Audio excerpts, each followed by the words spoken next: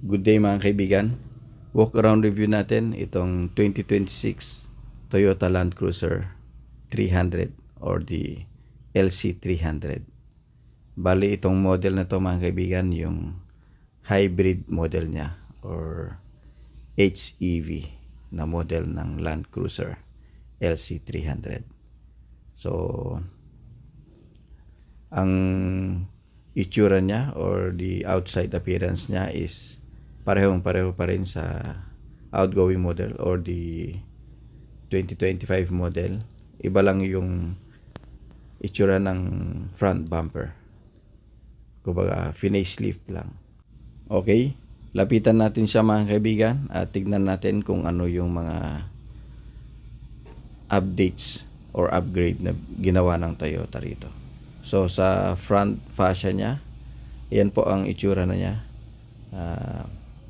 Mas parang modelista ang itsura ng front bumper. At sa side profile, parehong pareho. Yung mags and tires pala nito ay upgraded. Ang mags and tires niya mga kaibigan ay kapareho pa rin nung outgoing model. Sa physical appearance or sa itsura ay kapareho nung 2025 model. Walang pagkakaiba. So tingnan natin yung interior. Yung design at seat materials na ginamit ay kapareho. Ang nadagdag lang sa kanya is yung monitor dito sa may headrest ng driver at front passenger.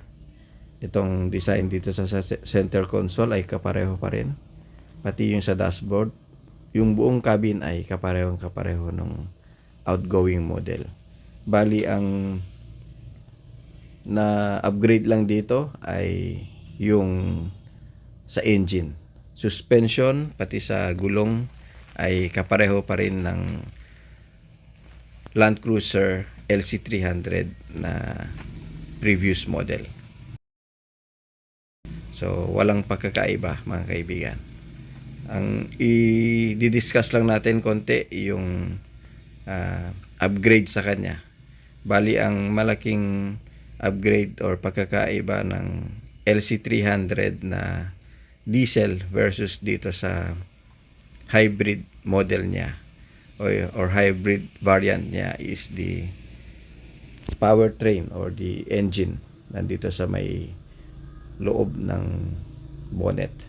So ito yung specifications niya mga kaibigan. The engine model is V35A FTS 6-cylinder V-type engine, 24 valve, double overhead cam, chain drive with twin turbo and one motor hybrid siya.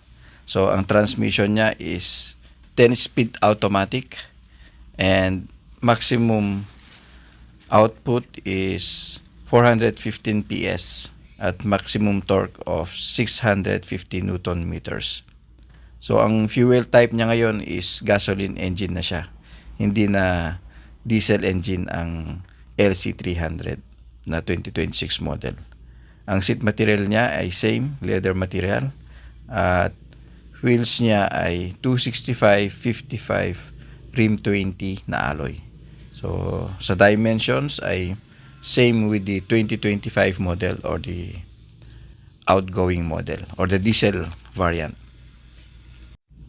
Okay, that's all mga kaibigan dito sa walk around review natin sa 2026 Toyota Land Cruiser or the LC300 hybrid model.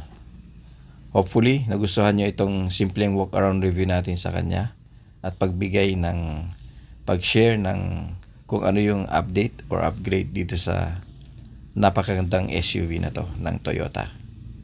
Maraming salamat muli, and as always, keep believing and trusting the Lord. Keep safe and God bless.